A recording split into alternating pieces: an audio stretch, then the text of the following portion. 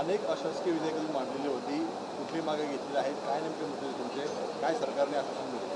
नाही, साधारणतः अशासकीय विधेयकाच्या माध्यमातून जनसामान्यांचे प्रश्न या संसदीय आयुधाच्या माध्यमातून सरकारपर्यंत पोचवायचे असतात आणि म्हणून मग अश्लील जाहिराती असतील त्यावर मी अशासकीय विधेयक मांडलं. दारू पिऊन गाड्या चालवणाऱ्यांनी हजारो लोक रस्त्यावर दरवर्षी बिचाऱ्यांना जीव गमवावा लागतो, त्यांचं कुटुंब गुन्ह्यावर पडतं. अशा कुटुंबाला आम्ही आमच्या उत्पादन शुल्कातून 50 लक्ष रुपये त्याच्या कुटुंबाला मदत केली पाहिजे. जखमी असेल तर 10 लक्ष केले पाहिजे. या संदर्भात मी आज अशासकीय विधेयकामध्ये मत मांडलं. यासोबतच किमान वेतनाच्या संदर्भातला निर्णय हा अपेक्षित केला की किमान वेतन जे आहे त्या बाबतीमध्ये आपण मजूर किंवा कामगार यांच्या रक्षणाच्या दृष्टीने काम केलं पाहिजे. आज महाराष्ट्रामध्ये साधारणतः 80 लक्षाच्या आसपास बेरोजगारांची नोंद आहे आणि मग त्या दृष्टीने विविध माध्यमातून त्यांना रोजगार कसा देता येईल, या संदर्भातील कौशल्य कसं देता येईल, आपण सिकॉम MSFC सारख्या संस्था पुढे कशा नेऊ शकू, आपण या तरुणांना योग्य दिशा देण्यासाठी तरुणींना आपण मोपेक नावाची एक पहिले आपल्याकडे संस्था होती ओपेक, आता ओव्हरसीज जे एम्प्लॉयमेंट आहे त्यामध्ये आपण काही करू शकू का, अशा विविध विषयावर अशासकीय विधेयकं मी मांडलीत. मंत्री महोदयांनी त्या संदर्भात समर्पक उत्तरं दिली. बैठकी घेण्याच्या संदर्भात त्यांनी आश्वस्त केलं आहे. मला विश्वास आहे की अशासकीय विधेयकाच्या माध्यमातून जनतेला न्याय देण्यासाठी याचा पुरेपूर उपयोग होईल असा माझा समज आहे.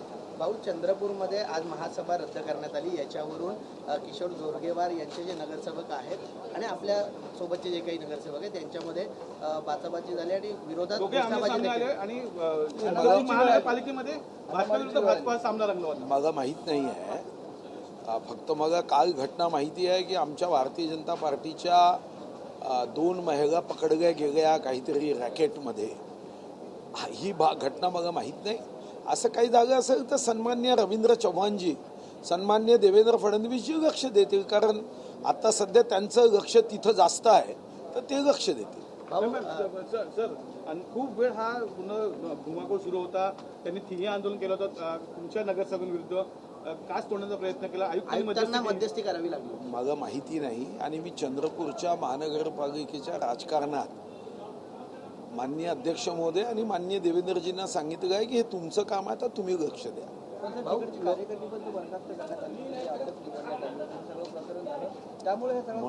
म्हणूनच मी पुन्हा सांगतोय की याबद्दल माझा प्रश्न कशाला विचारता. हे सन्माननीय प्रदेश अध्यक्ष रवींद्र चव्हाणजी आणि सन्मान्य देवेंद्रजी पाहतील.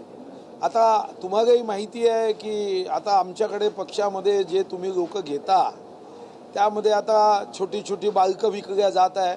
आता आमच्या देवेंद्रजींना जे अपेक्षित असेल तसं घडेल.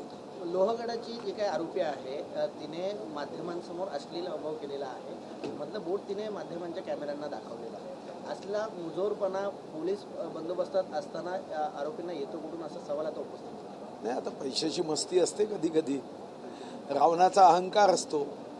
पैशाची मस्ती असेल त्या खून करणाऱ्या सिया काय नाव असेल तर तिची मस्ती उतरेल ना. शेवटी जेलमध्ये गेल्यावर मग समजेल कसं असतं.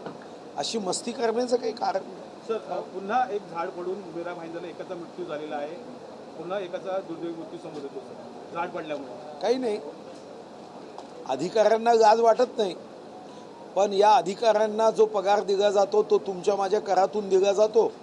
त्या अधिकाऱ्याच्या वतीने मी महाराष्ट्राच्या तमाम जनतेची माफी मागतो.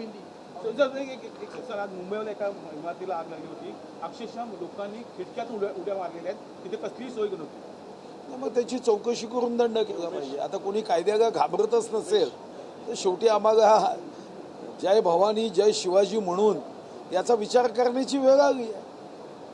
उद्धव ठाकरे अमित शाह पे आरोप लगा रहे हैं कि अमित शाह अब तक राम मंदिर गए नहीं है, जब हो जाएंगे तो मैं उनके साथ जाऊंगा, ऐसा टिप्पणी उद्धव ठाकरे ने किया. अब सीधा डायरेक्ट अमित शाह को लेके आ रहे वो राम मंदिर के विषय में. मैं समझता हूँ कि इसको गंभीरता से लेना नहीं चाहिए. अब अपने साथ जब कोई रहता नहीं तो ऐसी बातें आपसे निकलती है। क्या संबंध है, आप क्या कह रहे हो? जब आपने हमको साथ देना तब साथ नहीं दी, अब जनता ने आपको सिखा दिया, आपके विधायकों ने आपको सबक सिखाया, अमित भाई को दोष क्यों देते हो? जैसी करनी वैसी भरनी। आप किसी और के गए खड्डा बनाओगे तो गिरना तय है। आपने वही गलती की। अब वो आंदोलन भी कर रहे हैं, आरती करेंगे रविवार को, कह रहे हैं कि राम भक्तों का हम विश्वास जीतेंगे, बीजेपी तो विश्वास देंगे। तो ऐसा है कि अब वो आरती करेंगे तो उन्होंने की हुई गलतियां शायद उसमें भगवान कुछ सद्बुद्धि दे न सकता है, तो आरती करना कोई गलत नहीं। रोज करे, सवेरे दोपहर शाम करे, तो उसमें क्या अड़चन है? भगवान की आरती करने में मुझे नहीं लगता बहुत अच्छा होगा उनका भविष्य।